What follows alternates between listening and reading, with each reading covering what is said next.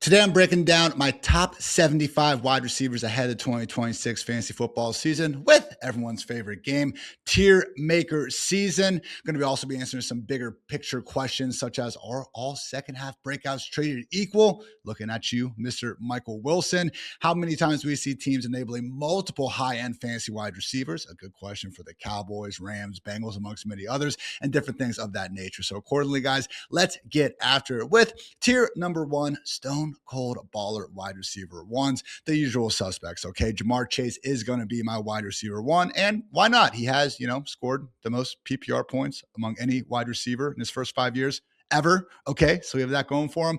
Wide receiver two, Puka Nacua, currently the all-time leader in career PPR points per game, so also pretty damn good in his own right. Wide receiver three, Jackson Smith-Njigba, coming off obviously such an incredible year three breakout, easily led the league in terms of target share with 36%, air yard share of 49% as well. And then wide receiver four, Amon-Ra St. Brown. Fun fact, 3 straight wide receiver 4 finishes in fantasy land. As we all know, correlation always means implies causation, I should say. So yes, Amon-Ra St. Brown very much in this top 4 with me, and accordingly, I have him ranked as my wide receiver 4 again.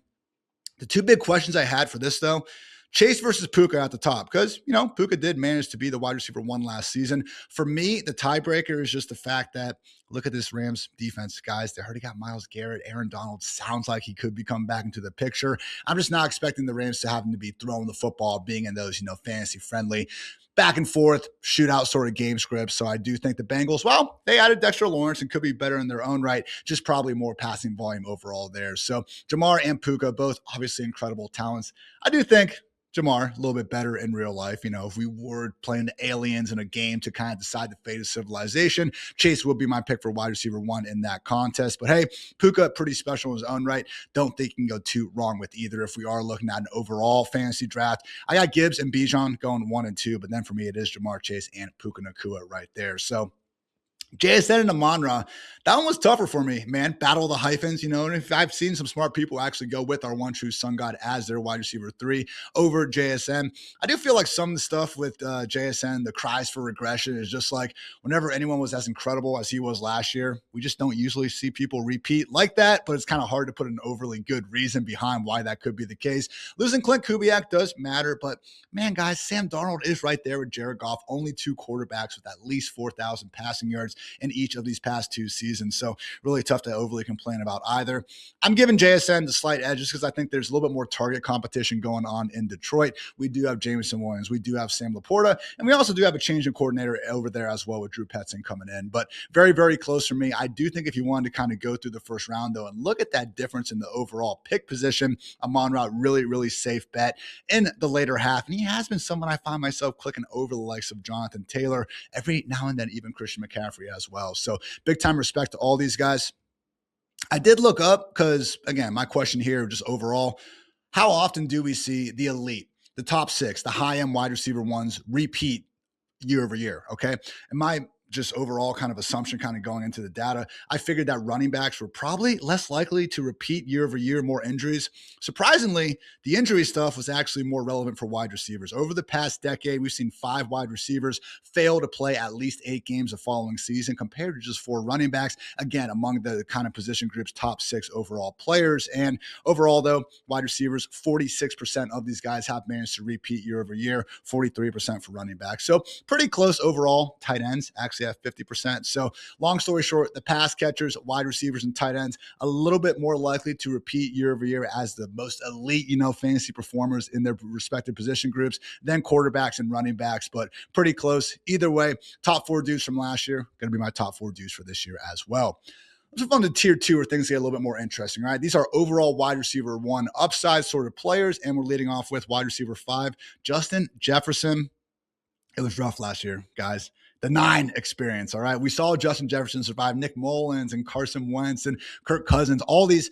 I know Cousins probably doesn't belong in that conversation, but you guys get it. One quarterback after another in Minnesota. Jetters was putting up huge numbers. We just didn't, unfortunately, see that get going with J.J. McCarthy under center. But still, we've seen him in this offense led by KOC enough, and he has a 17-game average target pace of 161. I do think Kyler Murray constitutes a quarterback upgrade. I know there's some concerns about, well, is he going to be targeting Jefferson Jefferson over the middle as much as Sam Darnold was. And those are warranted, but I just don't want to really be missing the opportunity to draft arguably the best wide receiver in the NFL. I got Chase 1, probably Jefferson 2. Him, Puka are pretty close. Cheaper than ever at this point. So it's not like he's exactly on sale. You're probably going to have to use a late round 1. Maybe you'll get lucky and get an early round 2 pick for Justin Jefferson. But again, just one of those things where I don't want to totally overthink it. Takes me to the wide receiver 6, A.J. Brown. Relatively down 2025. I'm going to loop in Jefferson in this conversation, though, because we are dealing with, again, that kind of quarterback upgrade situation going on here. But here's my thing with AJB. I wrote this whole article you can find on rotowire.com. Originally, I had AJB wide receiver 8 or so, but more and more, I just look at it. Why are we fading AJ freaking Brown? Or like, why are we not ranking him as the top 6 wide receiver that we know he is capable of being? Because he's going to get to play, with all due respect to Ryan Tannehill, and Super Bowl MVP Jalen Hurts. All right, no Hurts slander going on here. Drake May, based on what we saw last year, he's going to be the best passing quarterback that A.J. Brown has gotten a chance to play with, all right? They traded that 2028 first-round pick to get him. We have a motivated A.J. Brown coming off a season where, yeah, we saw him fall off, and he still posted top 12 numbers in terms of PPR points per game, and he was crushing it even more than that when you actually look at more of the second half of the season once he was more so recovered from that hamstring injury. So I watched the games, guys. I know Eagles fans are maybe saying, the drops and the wild card loss to the 49ers. What about that Chargers game where he was letting some balls go through his hand as well? I know, and there were some lows, but man, I'm not going to forget about everything we've seen from freaking A.J. Brown throughout the rest of his career. I don't love the long-term knee stuff. If you are in dynasty and you're in a situation where you just want to kind of sell him near the peak of his powers and stuff, I totally get that. But I just think motivated AJB, potentially best quarterback play of his career. Really don't want to overthink this one. He is my wide receiver 6 because, again, not even trying to slander Jalen Hurts, but I went ahead, and this was kind of the study I want to do for this tier, right? Catchable target rate, as defined by our fine friends over at PFF, okay? Catchable target rate in 2025, excluding screens, because that can make things a little bit wonky with their old quarterback compared to their new quarterback, okay? This applies to Justin Jefferson, A.J. Brown in this tier, Drake London as well, who we're going to talk about in a minute, spoiler alert. But last season, guys, Justin Jefferson, 9th worst catchable target rate among all wide receivers, again, 73 qualified players. And now gets Kyler Murray where, yeah, last year, McCarthy, 60.7%, mostly McCarthy to Justin Jefferson. Okay, this is just overall numbers, but 61% catchable target rate for Justin Jefferson last year.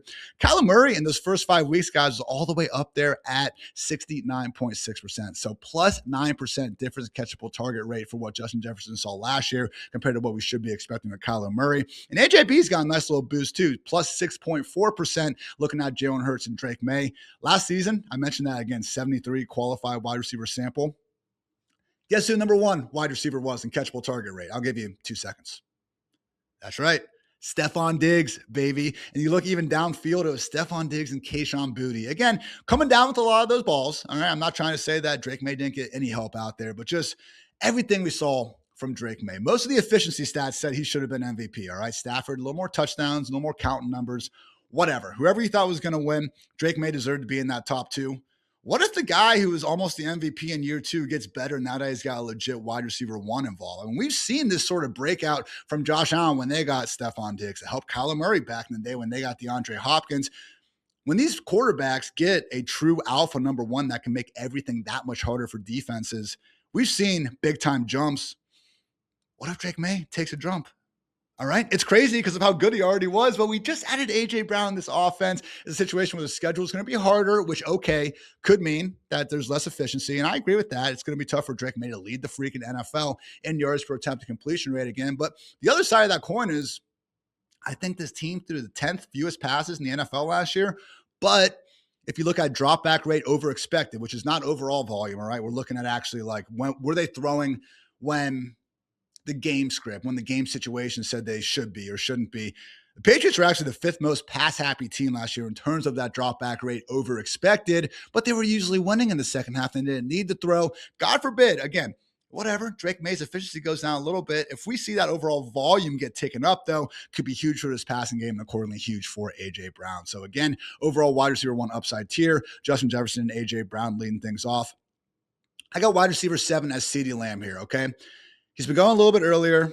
I'm not out on the guy. Again, he's wide receiver 7, but we got to make tough decisions in the first couple rounds of fantasy drafts. And there is a chance that George Pickens is the dude in Dallas. Okay. I still think it's CD. Last year, we had 12 full games, all right, with CD and Pickens together. And it's tricky because we had that Bears game where CD got knocked out after like 3 or 4 snaps. Lions game, he got knocked out at halftime. Weird week 18 game. Always got to worry about those too. But in those 12 games, it was CD with 116 targets and Pickens with 99. Also 16.6 PPR points per game for CD. Pickens was like at 15 or something like that. So still top 12 numbers for both guys, but more so mid-tier wide receiver 1 numbers. And as much as, yeah, I want to be involved in this Cowboys offense and everything, and you could make the case that, what's really the difference other than a little bit of real life talent between someone like Jamar Chase and CeeDee Lamb leading these high octane passing attacks. I just think that, again, that gap between CD and Pickens could be a lot tighter than what we're seeing between obviously T. Higgins and Jamar Chase. CeeDee Lamb, accordingly, my wide receiver 7. Wide receiver 8, Mr. Nico Collins, someone who I had been drafting relentlessly. Some might even say recklessly in best ball land early this summer. But I just think when you look at the overall talent of, overall combination, I should say, of talent, check, easily. Only Puka Nacua has averaged more yards per out run than Nico Collins over the course of the past 3 seasons, all right? We got the age factor. He's 27 at this point, just got a nice long-term extension. Fantastic. Volume. Tank Dell, all right? I saw the video of him running some crispy routes the other day. Would be an awesome comeback story, but no. Jalen Noel, Jaden Higgins, the Iowa State boys, Dalton Schultz at tight end. It's an offense constructed to flow through Nico Collins first and foremost. And then slightly lesser extent, checking this box, but the quarterback factor, okay? We all saw the playoffs. It was absolutely disgusting. Please, for the love of God, CJ Stroud, do not do that again. But if you do look at the overall larger sample regular season numbers for Stroud, they were a step back in the right direction, all right? 2023 rookie year was great. 2024, not so much. 2025 actually saw him getting going again. And hey, he's a 24-year-old quarterback, okay? Not every single guy coming out is going to be Bo Nix or Jaden Daniels with 50-plus college starts to their name. We should have a little bit more patience for guys like C.J. Stroud and Caleb Williams, amongst many other ones out here. So again, for any wide receiver conversation, I just feel like those are kind of the 4 main categories we're generally looking for, all right? How good is the guy? Their talent. What's their volume situation, okay? Looking very good for Nico. Are there age or injury concerns going on? And then it's just that quarterback play. Again, very, very clean eval. I would not be surprised if we could finally get a good year of good luck from these injury gods if Nico Collins can put forward a top 3 finish at the position. Closing things out to, again, a guy who I think could similarly be a top 3 wide receiver in fantasy land this year. Give me Mr. Drake London. It's interesting, though. This is the worst quarterback situation we've kind of gone through so far, okay? But in London's case, maybe it can be okay because Michael Penix, even if through his limited career sample so far, hasn't exactly, lit the league on fire or anything like that. But my God, does this dude love feeding Drake London the football. 12 career games with Michael Penix. If you take that again, 17-game target pace, Drake London would be at 188. So again, was absolutely crushing last year before he had his own injuries to deal with, came back a little bit hobbled down the stretch, couldn't quite get things going with Kirk Cousins the same way. Also was kind of the time Kyle Pitts was getting going as well. So I will be a little bit concerned there with everyone assuming that Pitts is going to be, doing his best week 15 impression throughout 2026 again. So the other side though is Tua Tagovailoa, who I would think is going to be the favorite to start in week 1 and probably keep the job for a decent bit. I just think that when you're trying to look at these quarterbacks and say like who is most likely kind of bringing Kevin Stefanski's offense from the playbook to the actual field more consistently, it probably is Tua. But I am worried about it, guys. On the one hand, Tua, not an old guy, and he played really, truly great football in 2022 and 2023. Even a lot of these advanced efficiency numbers in 2024 said he was, again, one of the league's better quarterbacks out there. But what's the difference between those 3 years in 2025? Tyreek Hill, arguably the best wide receiver of the last 6-7 years. Feel free to go ahead with Jamar Chase, but man, Tyreek is in that conversation. So special talent that obviously elevated Tua and the rest of that Dolphins offense. So hopefully Tua gets back to partying like it is again, 2022, 2023 again, but I'm nervous, guys. Tua at this point in his career, understandably very afraid, as he should be. I don't want to say afraid, but he gets the ball out of his hands as fast as possible. All right. He's not trying to get any more concussions. That's best ability is availability. I get it. He doesn't have a big arm downfield. Defenses have managed to take away some of those timing routes over the middle that, again, he was so lethal with the Tyreek and obviously Jaylen Waddle as well over these past 3 years. We have a complete zero in terms of off-script ability. I just wonder if Tua is going to look a lot like the guy in 2025 who was one of the worst quarterbacks in football in an offense that's been a little bit stale, right? I feel like Kevin Stefanski gets a very, very big benefit of the doubt from everyone for, I don't know, feeding prime Nick Chubb half a decade ago. I'm not saying he's horrible or anything, but just this entire Atlanta Falcons organization, guys. When's the last time we've seen the Falcons like actually consistently do good things? Bringing in Stefanski and Tua, all right. It's not exactly the ideal, kind of partnership for this offensive environment that we're expecting to give fireworks with in 2026. So I love Drake London, the talent. I do think he should be in the conversation for top 10 real life wide receiver. That's why I can't move him down too low. The volume should be there. I do just get worried about that offensive environment a little bit more than some of these other situations. But I did mention Jefferson, AJ Brown, some of the advancements they have made in catchable target rate. For Drake London, it's a little bit lower, 68% catchable target rate last year. 71% was actually what Tua was putting up in 2025. So plus 3.5% for London. Still in the green. We see guys like Michael Pittman and Wan'Dale Robinson as potential bigger risk. Here we'll talk about them much, much later in this tier list. Don't worry. But it is, again, enough of a red flag for me with Drake London to put him at the bottom of this tier. Tier number 3. High volume wide receiver ones and overqualified wide receiver twos. Starting off with a lot of people's idea of this year's JSN. Wide receiver 10, Devontae Smith-Njigba. Should we roll with that name going on? Devontae's his own guy, all right? Maybe the best college football wide receiver of the 21st century. Probably had one of the best seasons of any wide receiver, obviously, in that incredible Bama year. He torched my Buckeyes. He had like 215 yards in one half. Put those demons away for a second. We've been hearing this constant drumbeat throughout the entire offseason, guys. Shout out to my former boss, Matthew Berry, talking about one of the things he heard at the Combine was just the Eagles' overall internal idea that Devontae Smith is capable of so much more. And I'm inclined to believe him, guys. I mean, this dude, he's just one of those guys where when I go back on Mondays after, can't watch every single game on Sunday. I try to, believe me, but I kind of go like 4-box and then red zone. I do that for the early afternoon, late afternoon slate. Monday, I go back through and just, luckily with some of the awesome film advancements we have, go back and basically watch every single pass thrown, usually at least 10 plus yards downfield. Tough to get to every single play sometimes, but I watch a lot of football, right? And Devontae Smith was one of these guys where like, you would see a target to A.J. Brown. You see, Dallas Goedert catch one down the seam. And out the corner of your eye, you would just see some nasty, route going with Devontae Smith. So anyway, I agree with the sentiment that there's a lot more meat on the bone for Devontae Smith. It's an offense that has nowhere to go but up in terms of the schematic department, as all Eagles fans know. Kevin Patullo, everything going on there. I just really think, again, this top 12 treatment for Devontae Smith, very, very much warranted. Jalen Hurts, he gets a lot of flack, but man, look at the numbers that A.J. Brown, even as a 1B, what Devontae Smith has been doing. I really do think if we're condensing more and more of that volume around just one guy, Hurts is capable enough, and so is Devontae, putting up a huge, huge season. So he's leading off this tier for me. Wide receiver 11, first major curveball here, at least in terms of what we're seeing with the early ADP. Give me new Broncos wide receiver 1, Jaylen Waddle. And I will caveat this with when looking at ADP, all right?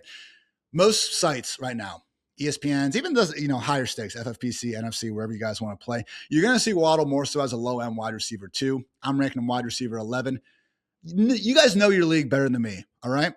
Draft him close to wide receiver 23 if you can. I just hate when, these alleged fantasy experts such as myself come to you guys and say, I love Jaylen Waddle. He's my breakout candidate for this year. Oh, but where do you have him ranked? Wide receiver 23. Why is that? Because that's where his ADP is going. I don't think that helps you guys, all right? I just really don't. I think if I'm really high on a player, I should accordingly rank him higher than ADP. And then, if you look at ADP and he's not even on your freaking list and you're not worried about, Bob and Kevin and freaking dumbass Billy in your league taking this dude ahead of, ADP, then yes, please wait on the guy. But for me, I'm really high on Jaylen Waddle. So accordingly, I have him ranked that way. I just think that, again, very, very good chance to be this year's George Pickens, where we see a new offensive environment with an improved quarterback actually unlock the incredible version of Waddle, who, remember, guys, first year when he wasn't actually having to be this overqualified number 2 next to Tyreek Hill, managed to have like 140 targets, and there's more of an underneath role. All right, this is pre-Mike McDaniel, but they were just feeding him the ball underneath, made very, very good things happen. And then we had, again, the most high-flying addition of those Mike McDaniel Dolphins, got another wide receiver 1 caliber season out of Waddle there, working more downfield. So I think this dude is as talented as they come. And I just don't really see a difference between like Waddle versus Devontae Smith here, okay?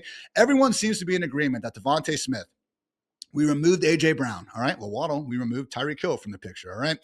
Jalen Hurts versus Bo Nix. As a pure passer, don't yell at me, Eagles fans, all right?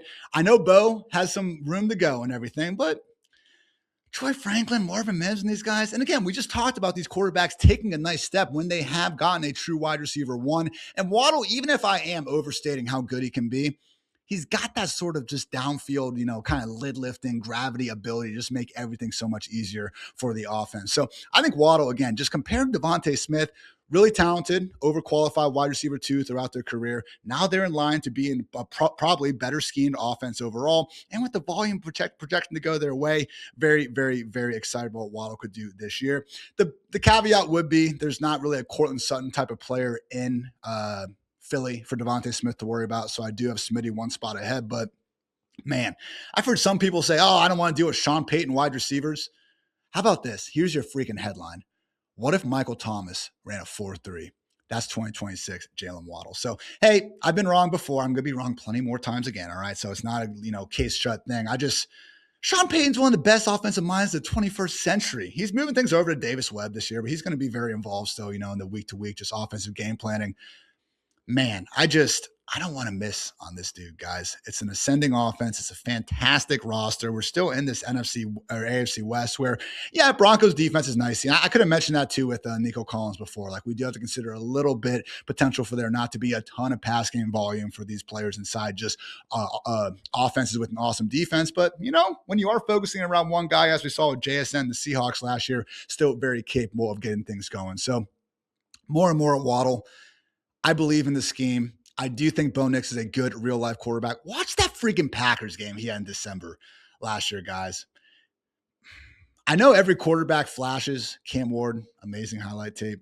Really, really, really bad numbers. So we can talk about all 30 quarterbacks, all 32 quarterbacks, having their moments. Look at Shedeur Sanders versus the Saints, or not the Saints, the Titans last season. So I don't want to play that game, but Bo Nix out-dueled Josh Allen. I know there's a difference in the defenses they were facing, but I do believe in Bo Nix's ability to be at least an above average NFL quarterback. I think Jaylen Waddle is legit.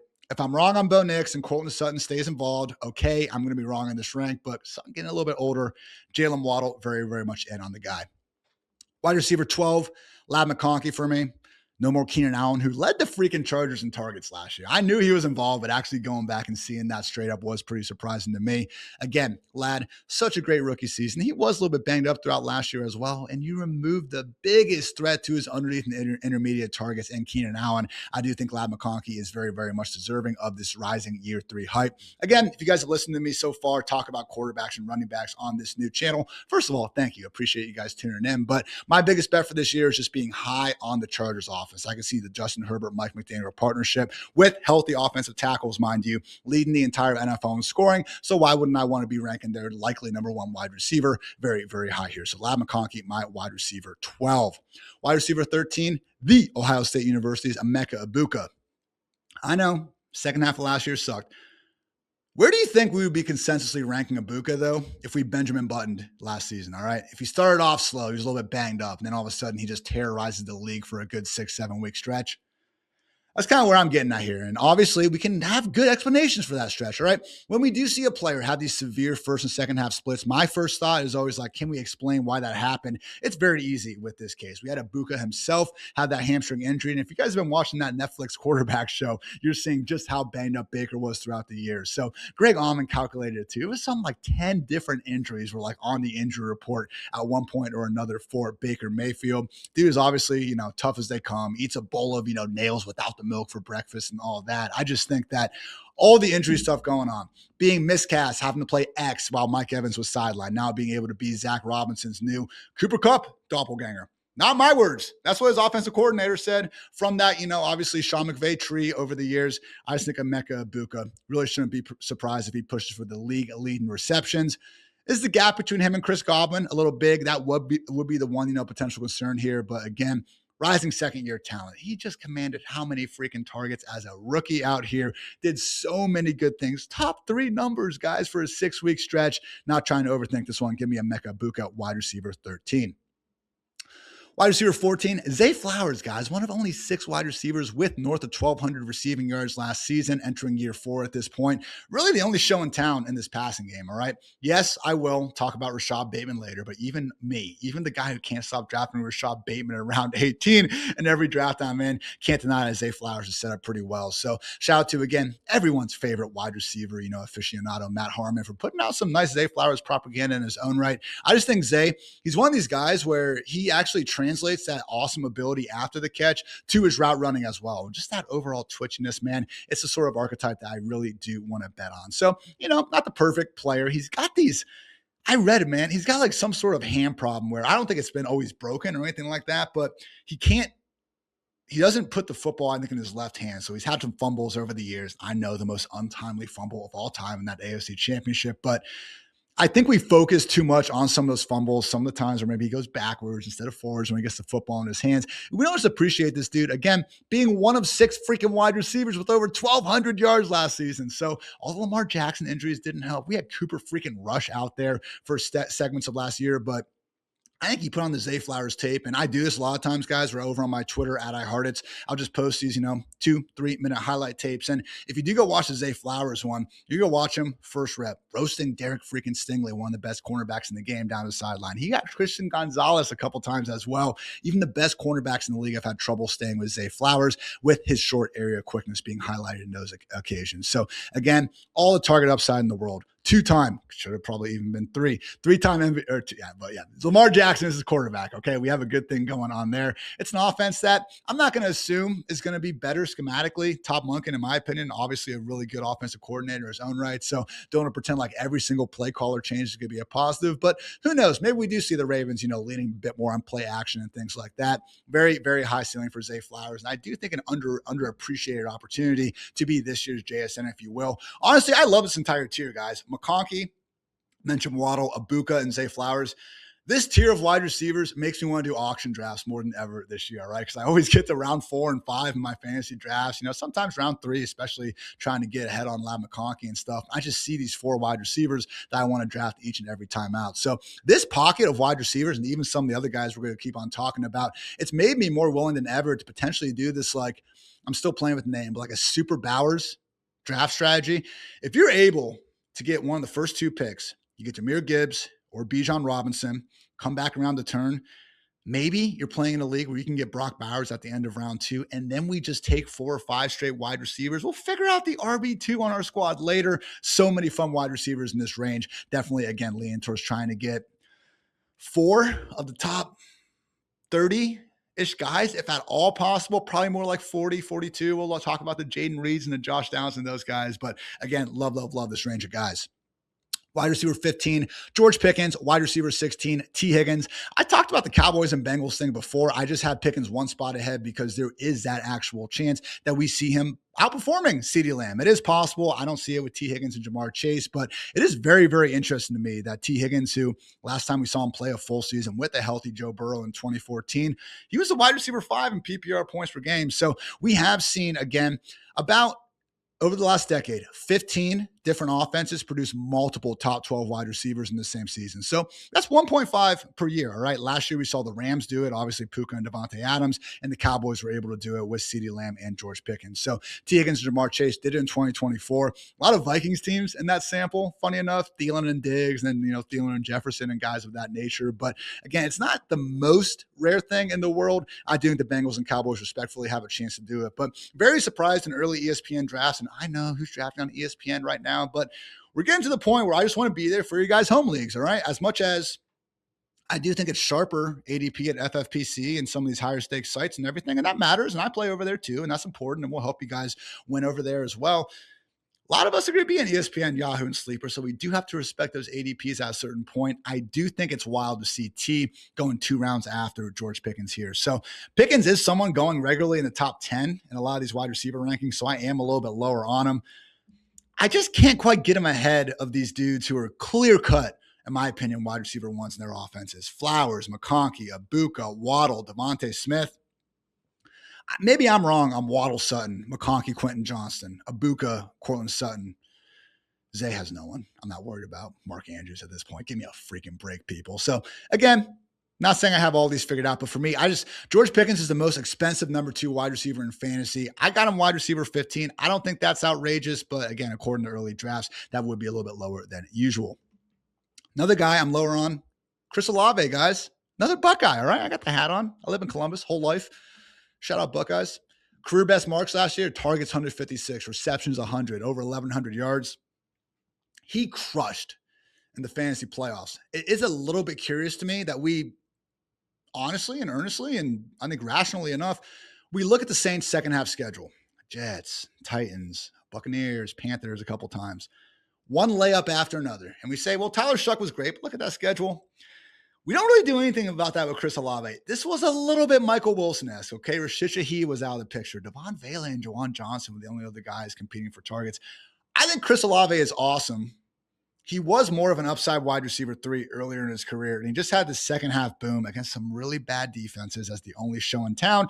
And now we got Jordan Tyson, okay? So I would like to believe in Tyler Shuck, year 2, Kellen Moore offense doing good things, but I don't think the Saints are like guaranteed to be on the same level as the Bengals or the Cowboys. You look at these early kind of preseason Vegas implied team offense scoring ranks. Saints come in at 23rd, which I think is fair. Sit down if you're bored. It's July 20th. Go sit by the pool, hang out with your significant other. Probably more important doing this. But if you got some extra time, rank where you think all these offenses are going to be finishing going to next year. And I bet that you will probably have the Saints closer to 32 than 1. Not saying they can't break out, but again, it's the summer. Every single offense can be better. Everything's going to work out. I just think the Saints are going to be more average to below average on offense than a juggernaut. I think Tyson has a real good chance of splitting things with Chris Olave. I'm not totally convinced that he is going to be, again, this undisputed wide receiver 1, like he's sort of being drafted to be. Some of the blood clot stuff also isn't great. So I'm not even all that worried about the concussion thing. I don't think Olave necessarily has this. And I don't think he's, what's the word I'm looking for? I don't think he's innately more concussion prone than someone else, but it was a huge concern we had last year. And that's why he was being priced as a wide receiver 3.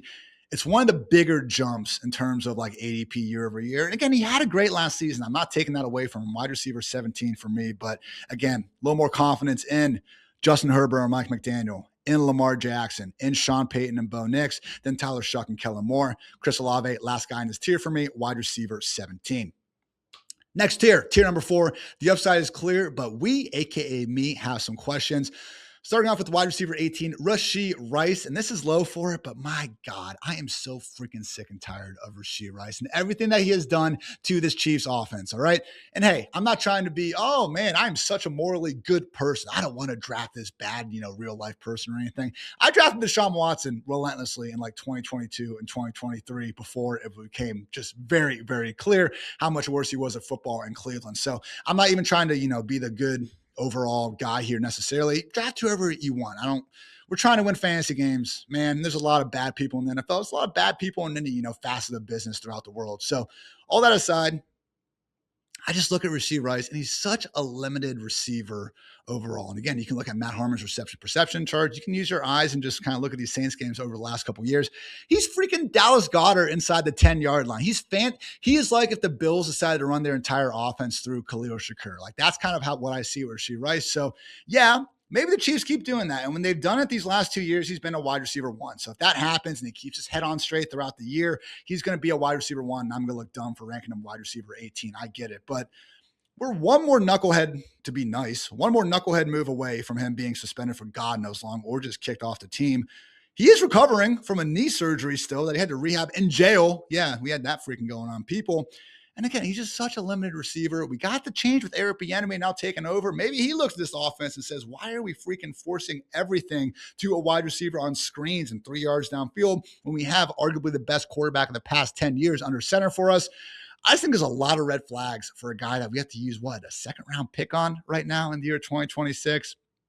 Again, I see the upside. He is very, very explosive after the catch. He's a threat inside the 10-yard line. Andy Reid even uses him in these wildcat situations. The dude's electric with the football in his hands. I'm not trying to say he's not, but very, very, very expensive cost for a guy that we're just really hoping continues to get funneled screen targets. Not really for me, Rashee Rice, wide receiver 18.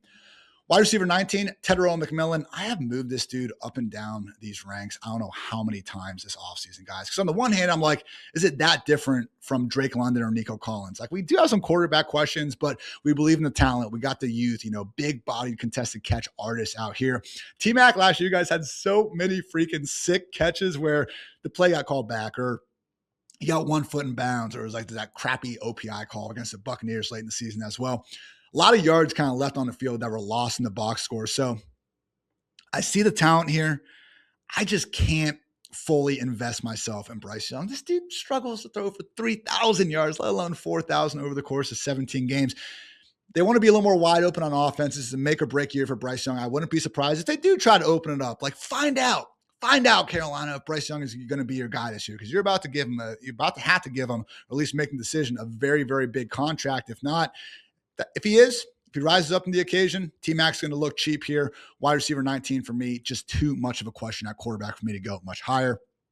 Very similar sentiment, wide receiver 20, Garrett Wilson. This has been the weird thing too, where I agree Geno Smith, big time upgrade over what we saw last season from Justin Fields and Tyrod Taylor. But I mentioned before that catchable target rate. Go back and watch Garrett Wilson a little bit, guys. A lot of underneath stuff. A lot of, Jets are down 3 touchdowns. There's no 10-yard curl to Garrett Wilson. Okay, marching down the field. 77% catchable target rate for Garrett Wilson last year. You look at Geno last year, he's at 66%. Okay, so it's not a perfect one-all stat, all right? When Trey Tucker is your number 1 wide receiver and no one else is getting separation, it's going to be harder to throw a catchable football. Scheme matters as well. The manner in which the wide receivers are being used as well also matters in the catchable target rate. But we really want to, again, we're talking like round 3, round 4 picks here still, guys. We want to match up Garrett Wilson, who just got 2 first-round pass catchers added to this offense. And we really want to say Geno Smith, the 36-year-old, journeyman, that's the guy we want to bet on. With Frank Reich, who spent last year leading a horrible Stanford offense, was out of the league in 2024. I really struggle to say like that's going to be such a great new situation for Garrett Wilson. So this is like the first year I haven't been buying in on him. So just the fantasy gods, telling me to F right off, and all of a sudden Garrett goes crazy. Wouldn't be the most surprising thing in the world, but man, too many red flags for me to really be too in on Garrett Wilson this year at my wide receiver 20. Wide receiver 21, Luther Burden. I'm buying the hype, guys. And it's scary. And I know we can look at it and say, oh man, a lot of screens, a lot of shot plays. Those borderline erotic yards per route run numbers. Only JSN and Puka better than this dude last year. Number 1 among rookie wide receivers over the past decade. Smaller sample size, but I get it, how some of it could be skewed. But no DJ Moore there. Rome Odunze, I think he's good. When I see Luther Burden get that football in his hands, though, I say that guy is great. This dude moves differently. He moves, and I know it's going to sound like an insult, he moves like how we wanted, like the highlight reel of Kadarius Toney. That's what I see with Luther Burden with the football in his hands. And I mean that in the most complimentary way possible. So if Kadarius Toney reached the potential that fantasy nerds like myself thought he would, I think that could be Luther Burden. We love Ben Johnson. Caleb Williams, ascending year 3 quarterback. Why shouldn't their probable number 1 receiver, who Ben Johnson himself is telling us he's buying stock in, why shouldn't we be ranking that guy high? Wide receiver 21 for me, Luther Burden. I love it. Unk tier after this, still the same tier, but wide receiver 22, Terry McLaurin, wide receiver 23, Devontae Adams, wide receiver 24, Mike Evans. McLaurin's going to be 31 in September. Adams is going to be 34 in December. Mike Evans is going to be 33 in August. That is not great in fantasy land, guys. So it is one of those things where there's some survivorship bias here, okay? Not to get all freaking academic on you all, but when I say things like over the past 10 years, only 3% of top 12 fantasy wide receivers have been age 31. 3% have been age 33. 1% has been age 34. We need to consider that how many 33-year-old wide receivers are in the NFL in the first place, all right? And actually, when you do start looking at the ones that are, guess what? They got to be pretty freaking good to still be in the league 10-plus years. So you honestly could make the case that, okay, they're still around, like they are good. They should be capable of bucking trends. And you do go back longer. 2000s, Terrell Owens, Marvin Harrison, Tim Brown, even Jerry Rice still doing his thing. Like, these are guys, particularly Evans and Adams. They're 2 of the better wide receivers of their generation. We would be expecting them to honestly be able to tell Father time to F off. And they also stand out as guys where it's like, all right, I have Evans ranked wide receiver 24. When week 1 comes around, he's probably going to be top 15 for me. Brock Purdy's number 1 wide receiver. We love the Kyle Shanahan offense. Same thing with Devontae Adams. Same thing with Terry McLaurin for as long as, Jaden Daniels is going to be healthy and ready to go as well. I just need to tip my cap a little bit to the age stuff. All right. And again, I went through the scholarship bias and everything, but for me, there's too many guys where I see the upside. I like their offenses as well. And I just believe in their overall youthful talent to be going too hard in the paint on these other wide receivers. So this is pretty much where they're priced. Terry maybe goes a little bit earlier. So I think it's kind of baked in. Like, I'm not telling you guys to completely fade these dudes. I just don't want to be going into every single draft coming away with 33-year-old Mike Evans, a 34-year-old Devontae Adams. So could be wrong, obviously. Again, if you guys want to move them to the top of this tier, that would honestly be fine. Maybe I'll even change my mind and do that. So again, I could see like wide receiver 18, 19, 20 here. I would really struggle to kind of put them ahead of, Pickens, Higgins, and Olave. That would be the line. So that's why we do tiers for the reason. But again, just enough concerns with the age stuff going on for these guys to prioritize, again, very, very good wide receivers who also should see a lot of volume ahead of them. Last guy in this tier, and right now, again, recording this end in July, Malik Neighbors for me, wide receiver 25. I would get him up into the middle of tier 3 if we just knew Pup was not going to be an issue, okay? Hell, if we knew Neighbors, no Pup, we're good to go, and we're going to have the usual just baller out there at full health. Rank him wide receiver 5, rank him wide receiver 6. This dude is so good. There's minimal target competition, and I also think Jackson Dart is fantastic, all right? Him versus Cam Ward should be a very real conversation. Both dudes, I do believe, will have a bright, bright future in the NFL. That said, the health thing matters. It's a huge potential issue. And if we're not going to be able to have this dude for the first 4 weeks of the year, and then we get an extra ramp up, again, just too early for me to be spending a 4th-round pick on that and feeling good about it in Fantasyland. Also, shout out to my guy, Jagger May. Do some shows with him on this channel. He said it right, guys. Brian Callahan, Matt Nagy, Greg Roman, that is a nightmare blunt rotation. I do not want that trio of coaches leading my offense, particularly the passing game side of it, all right? I know Roman has done some good stuff run game-wise, but even then, like, really? Lamar Jackson, I think he'd still be Lamar Jackson without Greg Roman. So not trying to slander the dude too much, but Malik Neighbors, more so than anything, the health and just the overall kind of brain trust going on with the Giants give me enough cause for concern there. Tier 5 now, we are saying there's a chance, all right? So some guys where round 5, round 6, we're kind of at this point, could see them finish, I would say, top 15, top 16, and shouldn't be the most surprising thing in the world. So wide receiver 26, Christian Watson for me.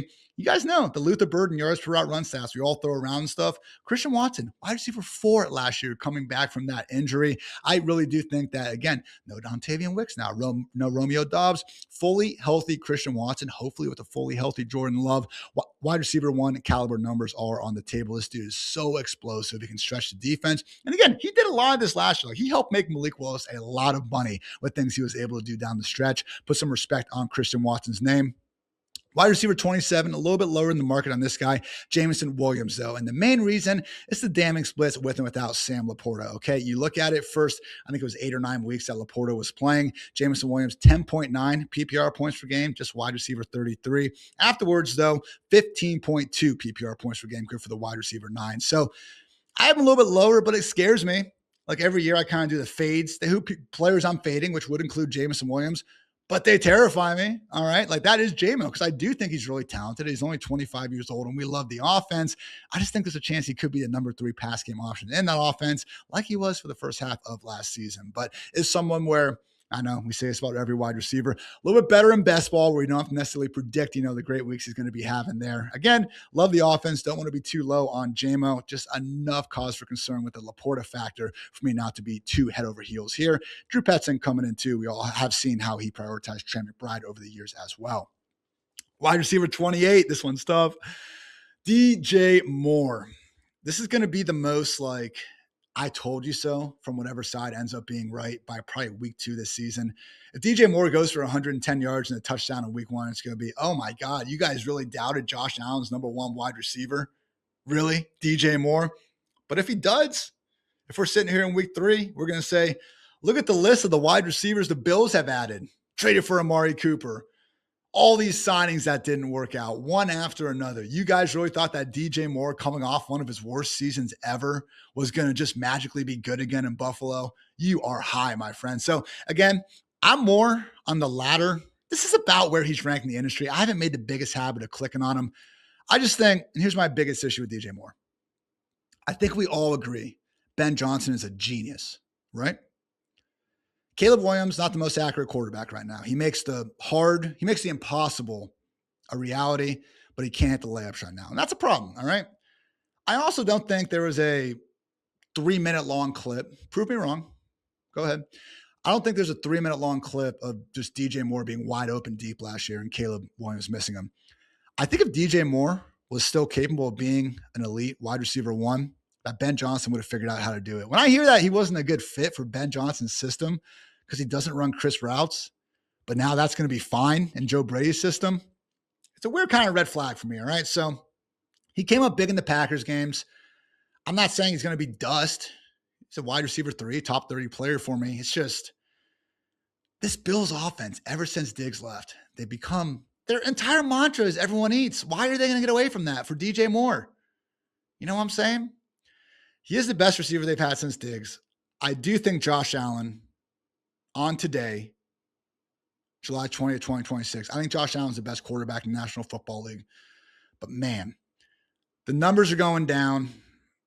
It's an offense that we haven't seen prioritize the number one wide receiver. It's an offense that's just been so bad with. I got to read these wide receivers. I didn't want to read it. I got to read you guys the wide receivers, all right? Since 2024, the Bills have traded for DJ Moore and Amari Cooper.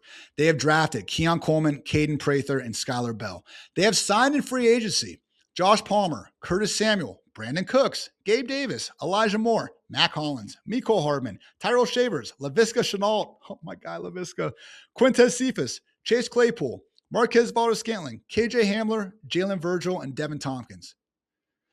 Mac Hollins was probably the best signing and or trade and or draft pick of that group, guys. That's not a good track record, to put it very, very nicely. So DJ Moore, wide receiver 28 for me, not someone I'm going my way of drafting. 2 rookies up next, wide receiver 29, Jordan Tyson, wide receiver 30, Carnell Tate. Tyson was my pre-draft wide receiver 1. I think he's Gen Z, Amari Cooper, and I mean that in the nicest way possible. Just twitchy route running. People question his toughness. Give me a freaking break. Watch that dude go win the game against Texas Tech on one freaking leg down the field. Come back later in the season when I'm sure his agent was telling him just to rest and sit on his draft stock. Comes back so he can play against Arizona and against Colorado. Gets injured again, which I know it's not great, but when we have someone who, again, they're just recovering from a hamstring injury. It's not like his leg got freaking cut in half. Jordan Tyson, for me, he looks like the best wide receiver. He was the most productive wide receiver, playing against good high-level competition at various points at Arizona State and really making good things happen in those big games. I got Tyson one spot ahead of Tate. I will say, though, guys, as much as we all like to hype up rookie wide receivers, the overall hit rates over the past decade, not nearly as high as I would have thought, okay? Again, let's have some fun here. How many wide receivers do you think have posted top 24 numbers on a per game basis as a rookie over the past decade? Top 24, not even top 12, past decade. 13, only 1.3 per year, guys. So yeah, Tedrow McMillan got there last year. 2024, we had Neighbors, BTJ, and McConkey. Tank Dell and Puka got there in 2023. But I just think for as much as we hype up these rookies, and because a lot of times they get going in the second half of the year, which is great. That's when we're trying to win the fantasy championships. I get there is some allure to that. I just think when guys like Luther Burden go off in week 16, 17, like it just sticks out in our minds so much more. We're like, oh yeah, he didn't do anything the first 3 months of the year, but look what he did when my fantasy championship was on the line. I would just be cautious with Tate, still only 21 years old. Tyson, not too much older. I think he's 22 at this point. Their price is wide receiver 3s. Like that would be the caveat here.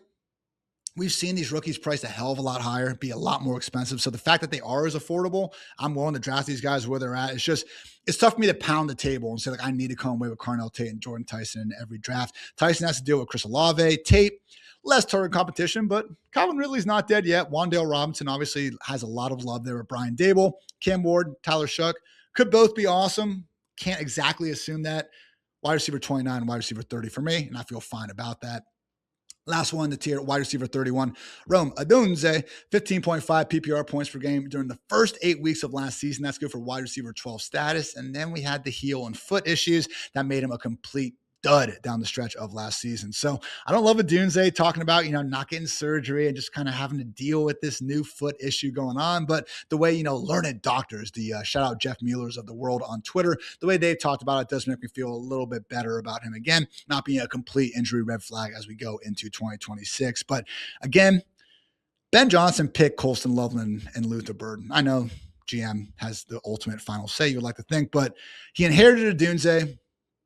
Even in the first 8 weeks of last season, I don't think I saw personally the same level of flashes from Odunze as I saw with Burden down the stretch. I think Burden's better. I think Colston Loveland could honestly maybe be the number one here. Rome Odunze for me, number 3 pass game option and a good Bears offense. He's my wide receiver 31. Gap between him and Burden could be a little bit too wide, but I am confident in going with Burden over Mr. Odunze. Tier 6 now. Will we be that surprised about wide receiver 2 worthy production? Starting off with everyone's seemingly least favorite wide receiver, Quentin Johnston, okay? Hey, top 24 wide receiver last year. Quentin Johnston was the most productive Chargers wide receiver last year, okay? And I know, Lab McConkey, he had to deal with the offensive tackle injuries and all this. I think that kind of affected QJ. And QJ actually literally had groin and hamstring injuries they had to play through after the first half of the season. So I rank Lab McConkey higher. I think Lab McConkey's better, but QJ, man, Mike McDaniel literally say reminds him of Julio Jones and Andre Johnson. I know Mike McDaniel is kind of the king of pulling out these lofty player comps and everything, but former first-round pick, I know, we're going there. It's not usually the best thing to have to lead off a sentence with that. Former first-round pick, he's gotten better in each of his 3 seasons, and the one thing that I know you are all probably thinking right now, the drops, Ian. This guy can't catch the football. He's had 11 drops on 242 targets over these past 3 seasons, all right, since he's been in the league. 11 and 242. Jameson Williams has had 16 drops on 235 targets. I don't really hear that mentioned as a problem. Cooper Kupp's had 10 and 265. Rashee Rice, 10 and 209. Malik Neighbors, 10 and 205. Lab McConkey, 9 and 218. Rome Odunze, 9 and 191. I'm not saying QJ has the best hands in the world, but there's a lot of guys that have these number of drops. You know what a high drop total usually tells you? That you're good enough to be getting the ball thrown to you in the first place. So yes, it'd be nice if he can clean that up, but QJ, man, could have that yak upside. That was kind of his calling card coming out of TCU in the first place. That could be tapped into a little bit more. I love this Chargers offense. I think we're overrating the drop stuff. Quentin Johnston, high-end wide receiver 3 for me. I don't love the fact that he's been rising a bunch in drafts. It has been a little bit tougher to click him at the end of round 6, early part of round 7. I will admit that. But still, I want to invest in this Chargers offense, and that does include Quentin Johnston. Wide receiver 33 for me. Marvin Harrison Jr., and this is another one where I've kind of gone back and forth on throughout the offseason. There was some bad film last season, particularly those 2 Seahawks games. I hate that we get the yearly jacked Marv picture, in July, and then we actually watch him play, and he's like the least physical dude in 50-50 contested catch situations that I've seen in quite some time.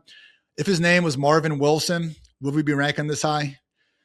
Probably not, but man, it's not like he did nothing at Ohio State. He still had one of the best wide receiver careers that we've seen at Ohio State, all right? Brian Hartline, who we love and respect, and who said JSN was like one of the best wide receivers he's coached. He's got Marv up there too, all right? And if we're going to go back last year and say, how could you not believe JSN was going to turn around when Hartline was saying this about him? Well, isn't that kind of a similar point from Marvin Harrison Jr. as well? I don't want to rule out the 23-year-old, ultra-talented, yes, son of Marvin Harrison Jr. And I know Jerry Rice's kid hasn't done shit, so it's not like it's always there, but Marv didn't get the benefit from the same offensive situation that Michael Wilson did at the end of last season when all the other wide receivers were out and it was Jacoby Brissett actually giving them catchable balls time and time again. He wasn't out there. When he was out there and it was Michael Wilson versus Marvin Harrison Jr., guys, it really wasn't close. Shout out to my friend Jared Smola over at Draft Sharks. Would love to get him on one of these shows here soon. Michael Wilson, yards per route run in 8 games with Marv, dead last in yards per route run among 76 qualifiers. He was 12th in his other 9 games without the artist formerly known as Maserati Marv involved in the picture. So again, wide receiver 33, I'm not exactly saying he's going to be this year's JSN or anything like that. My biggest issue for Marv, if we knew we were getting 17 games, and this is all honestly similar to Garrett Wilson as well. If we knew we were getting 17 games of Jacoby Brissett, of Geno Smith, I'd be way more confident in shooting Marv and Garrett Wilson up the ranks. But we can't be confident in that because we know the Cardinals and Jets are going to suck. And when teams suck, they make a quarterback change at some point. So when the Cardinals are 1-10, the Jets are 2-11, guess what? We're going to be trying to win fantasy championships, and we're probably going to have to watch Carson Beck and Cade Klubnik be throwing these guys the football. So I'm not giving up on Marv. I think he is a great buy low dynasty candidate. Big moral of the story there. Wide receiver 34, Brian Thomas Jr., wide receiver 35, Parker Washington. Little trick of the trade here with us fantasy rankers when we put two guys from the same team right next to each other. That's us saying that we don't freaking know who's going to be leading the way here. So I will give Parker credit. Most applicable stretch, assuming Travis Hunter is mostly going to be playing defense. Last 5 games with BTJ, Myers, and Washington all healthy. 27% target share for Parker Washington, 19.1 PPR points per game. He's been the latest kind of like Miles Austin, Rashid Shaheed, returner, turned wide receiver who's just electric with the ball in his hands. He's built like a running back. I mean, Parker Washington, very, very good player. He's got some great reps on film too against some of the league's best corners. So a lot of respect for Parker. I just think, man, BTJ like had the yips going on last year. I just don't want to dismiss a dude who just had one of the best rookie seasons we've seen. A lot of it in the second half on a bad team with Mac Jones throwing the football. But, man, the drops were rough. Uncertainty in the pecking order. Good offense. So I'm not, necessarily holding. I'm not saying Liam Cohen was a bad thing for BTJ last year. But, man, that BTJ 2024 was special. I'm going to give him the benefit of the doubt ahead of next season. And I do think when you look at these receivers, the BTJ, and maybe he is going to be the sacrificial X, which is not going to help, all right? We don't want those empty calorie routes. We want guys going down and getting targets. But Parker Washington, Jacoby Myers, and Travis Hunter, if they are going to have Hunter as like a 60, 65% route guy, which is reasonable. That's what he was doing last year. I can see BTJ leading this offense in routes, all right? Not saying that's going to lead the most targets, but I think the skill sets of Washington, Myers, and Hunter overlap far more than BTJ. That's why I give BTJ a slight edge. Wide receiver 36 for me, DK Metcalf. He was a wide receiver 20 in PPR points per game last year, despite not getting triple-digit targets. Could Michael Pittman be a better fit with old man Aaron Rodgers? Yes, I think that's possible, but we haven't seen Michael Pittman take a 15-yard slant, 85 yards to the house like DK Metcalf. I know this dude has never lived up to the wide receiver 1 heights that we pretty much only saw in his second season in the league, but this is kind of the first time we've gotten a chance to draft Metcalf at more of that wide receiver 3 price tag he's mostly been. I am okay with taking that chance. Wide receiver 37, Xavier Worthy. A little bit high here. Again, the Chiefs in their friendly fire, man. Remember, it was Mahomes who originally tore Rashee Rice's ACL on that like interception return. And then last year, third play of the freaking season, Travis Swift-Kelsey actually comes out and just dislocates Worthy's shoulder. So Andy Reid himself has said this offseason that the Chiefs didn't want to put certain plays on Worthy's plate, even after he returned. OTA MVP, Xavier Worthy, guys, get excited. He needs to be better, especially on the deep ball, running out of bounds and stuff. But, man, again, if I'm kind of fading Rashee Rice, I should probably be in on someone else in the Chiefs offense. I am in on Xavier Worthy. We can get Patrick Mahomes' number 2 pass game option in all likelihood at a wide receiver 4 price tag. Not trying to miss the forest for the trees with that one. Wide receiver 38 for me, Chris Godwin. Again, could be too wide between him and Ibuka. He is 30 years old, though. Just looked like a shell of himself last season. If he gets back to 2024, though, I mean, wide receiver 2 behind only Jamar Chase in those first 7 weeks before that devastating injury. Chris Godwin at cost, a very, very reasonable pick.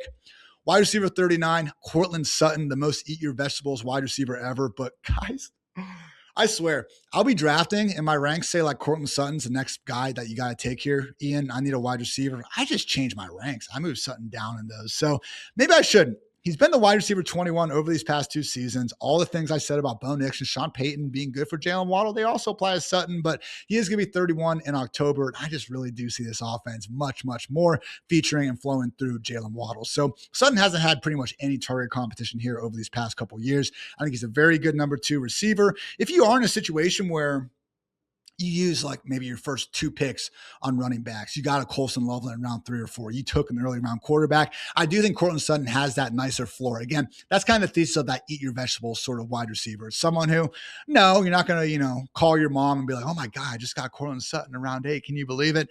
You're never going to be hyped about it. But at the same time, we need consistent points. We need a floor. Courtland Sutton can't give us that. Next 3 guys, slot mavens rounding out this tier. Wide receiver 40, Josh Downs. Wide receiver 41, Jaden Reed. And wide receiver 42, Mekhi Lemon. I love Mekhi Lemon, man. Biletnikoff Award winner. I just worry about in this offense there being enough room for more than one player beyond Devontae Smith. It could be a situation, too, where Lemon, I think he can work on the outside just fine. Look at some of the stuff he did just downfield, I would say, at USC. I mean, he had like over 20 catches on passes throwing 20-plus yards downfield. Wasn't like he was, sticking to the line of scrimmage or anything like that. did play more outside in 2025 compared to 2024 as well.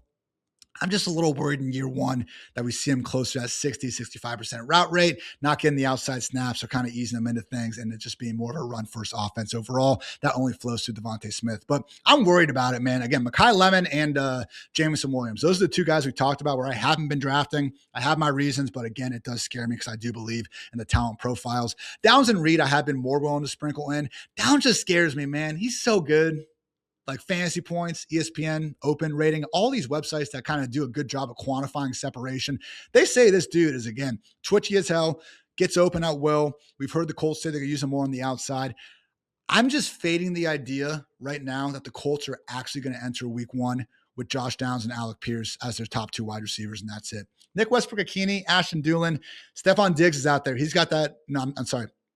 Stephon Diggs is out there. He could go to Indy. Who knows? Keenan Allen, though, he's got that former relationship with Shane Steichen. Obviously, Phillip Rivers came back for a similar reason. I think Keenan to Indy would make a ton of sense, and that would be devastating for Josh Downs. Maybe even someone like Deebo Samuel, who wouldn't help as well. So if we get closer to week one and nothing happens, those guys sign elsewhere, I can see myself, being more willing to draft Josh Downs. I think it's a matter of when, not if, they actually add someone else to this equation. Jayden Reed for me, wide receiver 41. I'd love to see him get more snaps on the outside, and he is such a good football player, guys. If he can just get some goodwill from the injury gods, good things will happen with Jayden Reed. But again, we keep hoping this is going to happen. What's the most realistic scenario when they're going 12 personnel, which they like to do a good bit?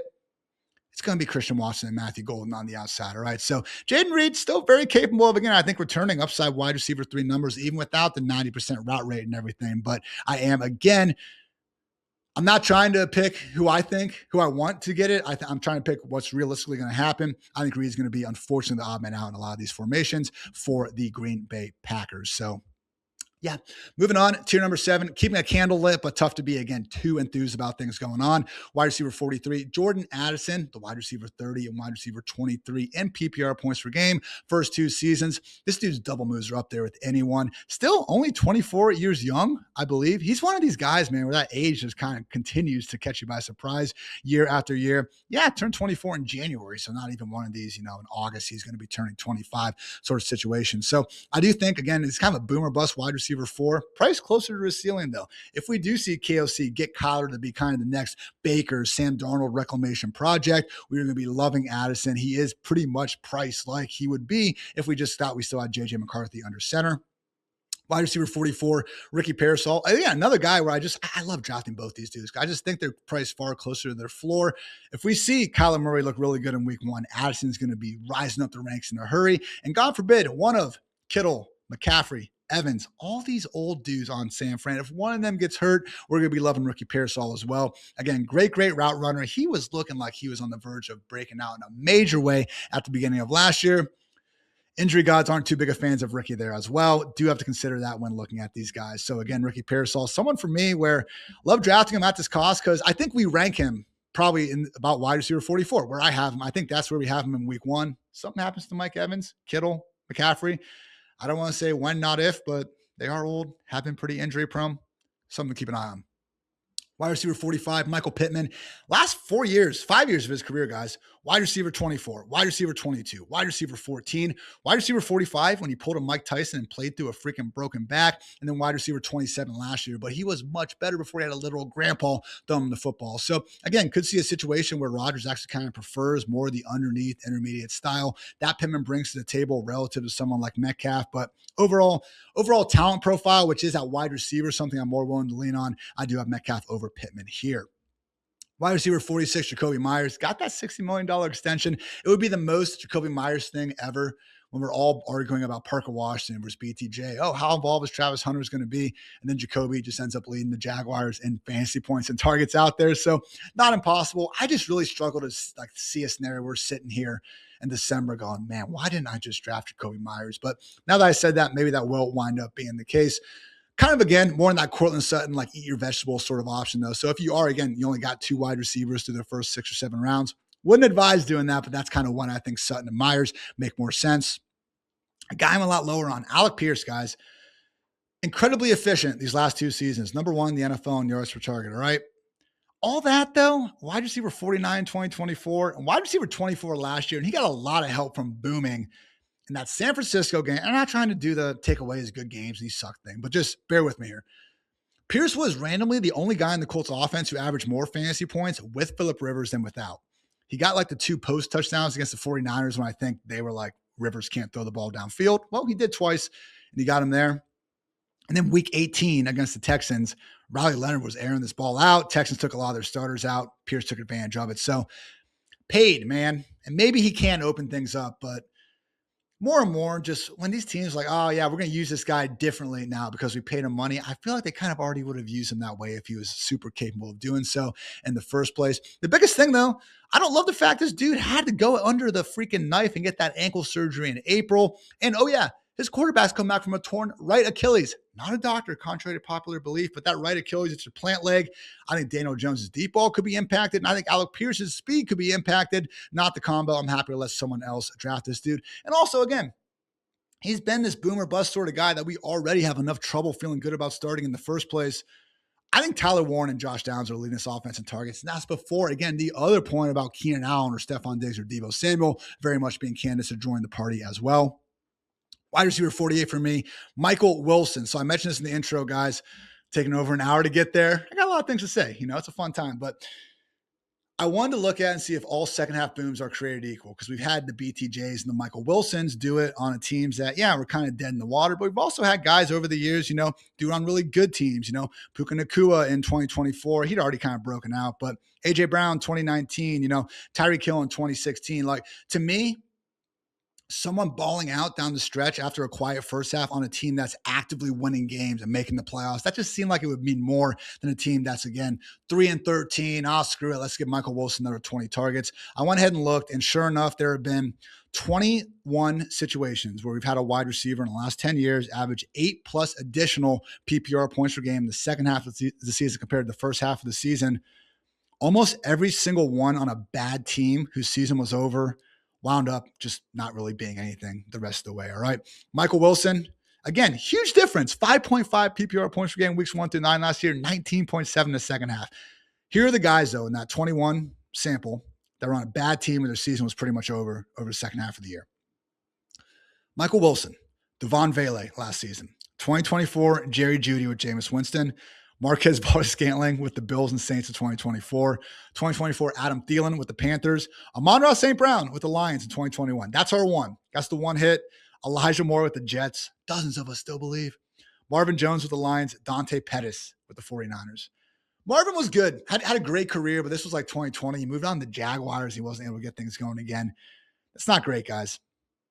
Jamar, here's the rest of the examples, though. Guys who were either on teams that made the playoffs or like they were 8 and 9. They made good things happen. Jamar Chase, Christian Watson, Rashad Perryman, that one didn't exactly work out. Keenan Allen, Marvin Mims, that one didn't really work out. Puka Nacua, Jalen McMillan, AJ Brown, Keelan Cole, what a name.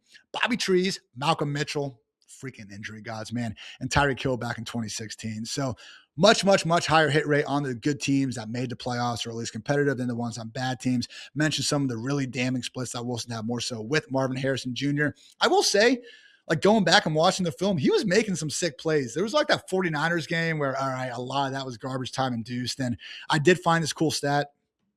57 PPR points last season for Wilson when trailing by 3+ scores in the second half. Highest mark of any receiver over the past 5 seasons. So again, a lot was garbage time production, but it told me Michael was making some plays, making some good use out of his opportunities, but feels like a sucker's bet for me. Wide receiver 48. Wide receiver 49 for me, Matthew Golden. I'm tired of the narrative that Matthew Golden didn't have opportunities last year. Christian Watson was out for the first half of the year. Jaden Reed broke his collarbone, week 3 in that Commanders game. Romeo Dobbs was there. Okay, he had one guy.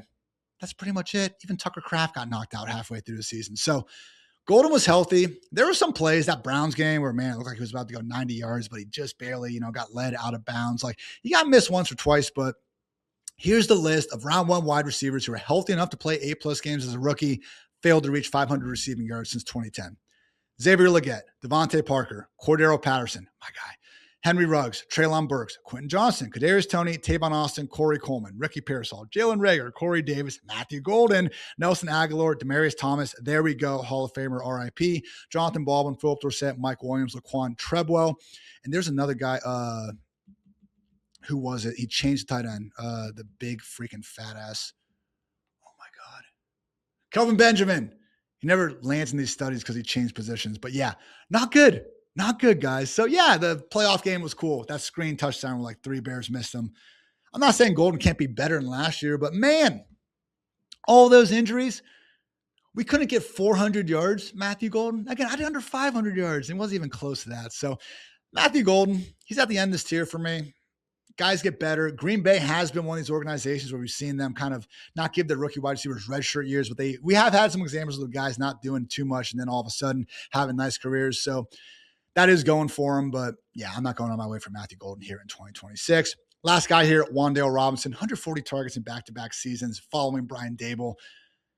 His film didn't make me want to claw my eyes out last year the same way it did in 2024. But man, so many times I was just like, what a freaking play, Jackson Dart, as opposed to like, oh, Wan'Dale Robinson, like what a complete savage out here. So I should give some credit to the guy for getting open on the scramble drill and make himself available and all that. But, you know, well, another eat your vegetables sort of wide receivers here in terms of Wan'Dale Robinson. I'm going to go through the rest of this a little bit faster, guys, but appreciate you hanging out with me as always. Tier 8, favorite late round sleepers.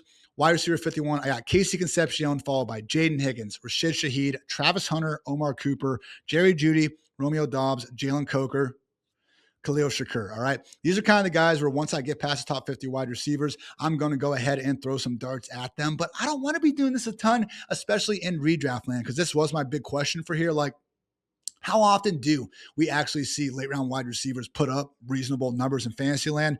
It's not that great. Last 9 years, because ESPN ADP goes back to 2017. It annoys me too. It'll be in the past. It'll be in the rearview mirror next year. I swear to God, guys. But last 9 years, only 24 wide receivers drafted outside the top 50 in ESPN ADP actually went on to return top 24 numbers. And when you look at these guys, the average age and the median age was 24 years old, and their average year in the NFL was 3. We've only seen 2019 John Brown in year 6 and 2020 Antonio Brown for the Tampa Bay Buccaneers, year 11, actually be in beyond year 5 ADP outside the top 50 and go ahead and break into the top 24. So I will admit, as someone who's drafted Jerry Jeudy a lot this summer, it does scare me to see that stat going on there. Can we just trade him to the Commanders at a certain point? Please get this man out of Cleveland. It does scare me, but we do need to keep this in mind. If you are throwing a late round dart at guys, let's stick to the young guns. Let's stick to the guys who, again, have this talent that maybe they haven't exactly proven it yet at the NFL, but they haven't had a ton of chances to actually do so. All right. If a guy tells us he's a scrub for 5-6 years, it's probably a good chance that he is actually a scrub. So I will say in this tier, similar to Mekhi Lemon, at a certain point, just take the round 1 wide receiver, especially when it's not costing you all that expensive a pick.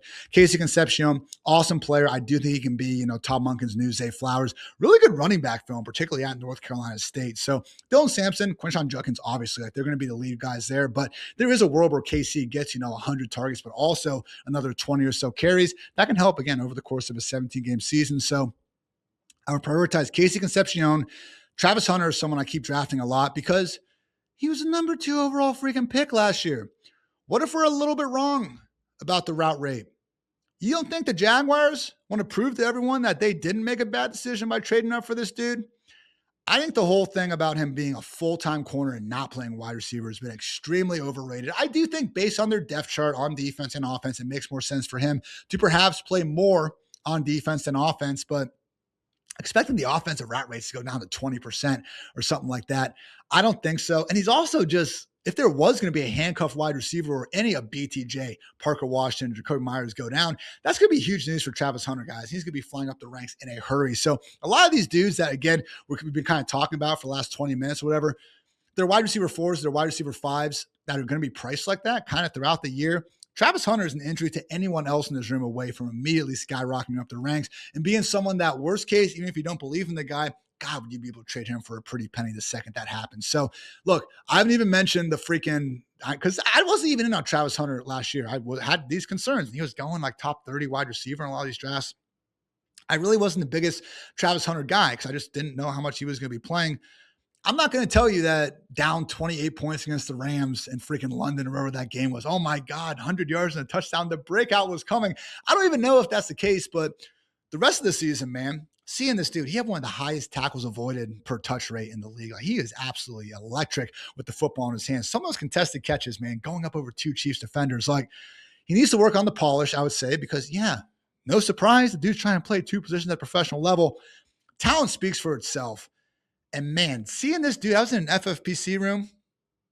Emmett freaking Johnson. Sorry to throw it straight at Emmett Johnson, but Emmett Johnson, the Chiefs' probable RB3 when ahead of Travis Hunter. Couldn't be me, man. Best wide receiver handcuff, there is such a thing in fantasy football. Travis Hunter, I love stashing this dude on the end of my bench. I think he could soar so much higher under a litany of scenarios. Omar Cooper, same thing as Casey Concepcion. It's a first-round pick. Yeah, we don't like the offenses, but at a certain point, they're a first-round pick for a reason. They're probably going to be getting a lot of targets. Let's not overthink it. Mentioned Judy and me. So I will, if you guys haven't heard the Judy ramble, I'm not going to go too long on it, but here's my thing with Jerry Judy. It's kind of a similar thing with Alvin Kamara, all right? Jerry Judy, he's one of only 11 wide receivers to gain at least 1,200 yards in a season since 2024. 9 of those wide receivers go inside the position's top 15 players. Brian Thomas Jr. goes like wide receiver 31, 32. Jerry Judy goes like wide receiver 74. If he gets traded, great. He's going to move up a shit ton. What if he's just a wide receiver 1, the slightly better Browns offense? He's definitely going to be beating that price tag. So a little bit tougher to get behind in redraft. More of a best ball pick for me, just at that super cheap cost. But again, Jerry Judy, Travis Hunter, Casey Concepcion, Omar Cooper. Those would be the guys from this range I'm especially excited about. Last tier, tier 9. They won't work out, but you can imagine what it'd be like if they did. Wide receiver 60, Denzel Boston. Then I got Antonio Williams, Ryan Flournoy, Jalen McMillan, Stephon Diggs, who honestly probably could be a little bit higher if and when he signs somewhere. I do think he'll be more in that wide receiver 5 range. So I would understand, kind of the pushback on that one. Wide receiver 65, Trey Tucker. Wide receiver 66, Jalen Naylor. Naylor was randomly like always on the other end of J.J. McCarthy's few good throws. I know there's some separation metrics that paint him favorably. He did get a nice contract. I just don't want to expect much more than Bowers and Genty out of this offense. But he is so cheap. Tucker, I'm giving the slight edge, but man, one of only like 3 guys to have a 40-point PPR game last year. Every single one of those touchdowns, guys, against the Commanders, blown coverage induced. Again, cheap enough. Maybe he figures something out, but I think it's buying wolf tickets. Shout out to Nick Diaz if you're drafting Trey Tucker and expecting a big time year.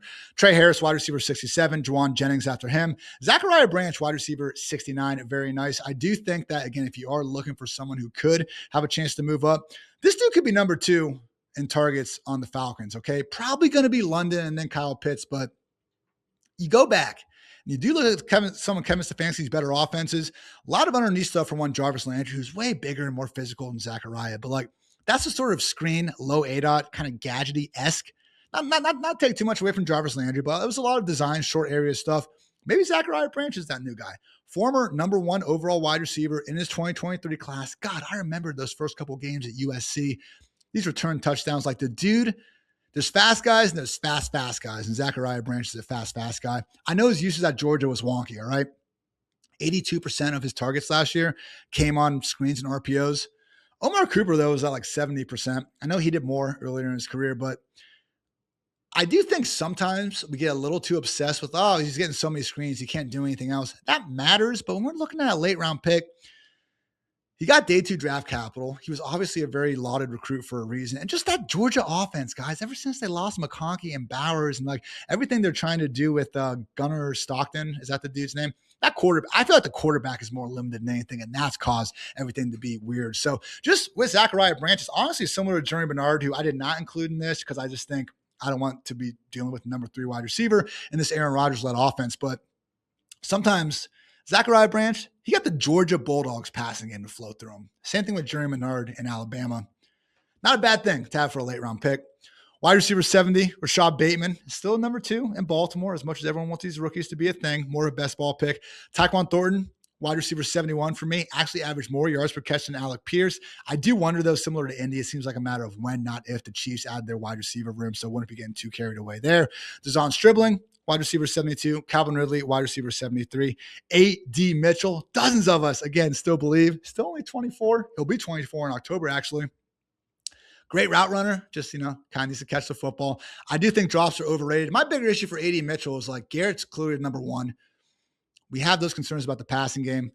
You had Omar Cooper and Kenyon Sadiq. I just really struggle to see like a boom scenario for AD Mitchell. So best ball, very end, you just need another wide receiver. I get it, but redraft, I don't think we have to really worry about it. And then wide receiver 75, Cooper Kupp. Going to be 33 on June 15th. But one of these guys, where you look at the projections, comes out a lot better than some of our, ranks actually have them going. So that is going to wrap this one up, though, guys. So fun going through all these wide receivers. Going to have some fun guests on this week. So make sure you guys hang around for that best fantasy football ranker of the freaking generation and Justin Boone coming on the show. Talking some college football fantasy with my guy Eric Froton as well. So again, plenty more fun guests coming on. I'll also be going through tight end tiers next week. And then we'll be getting into August, where I just want to really, more than anything, dive into the ESPN's, Yahoo sleepers, also go with the preseason takeaways, keep you guys on top of everything, and, maybe just maybe have a little bit of fun along the way. So as always, I know I'm not going to shout out the freaking RotoWire subscription every single time we're on here. I understand it's on our page all the freaking time. But yeah, you guys can find my ranks. You can find a lot of my articles that are behind paywalls and all of our other awesome tools that we will be highlighting throughout the offseason. Find it over there. And if you do use code Ian20, want to support the show and everything, would appreciate that. Get you 20% off what I believe to be some fairly reasonably priced packages as well. So consider doing that. And also consider liking the show if you like the show. And that subscribe button always does help as well. So that's going to do it for me. Thank you again for tuning in, everybody. And until next time, take care.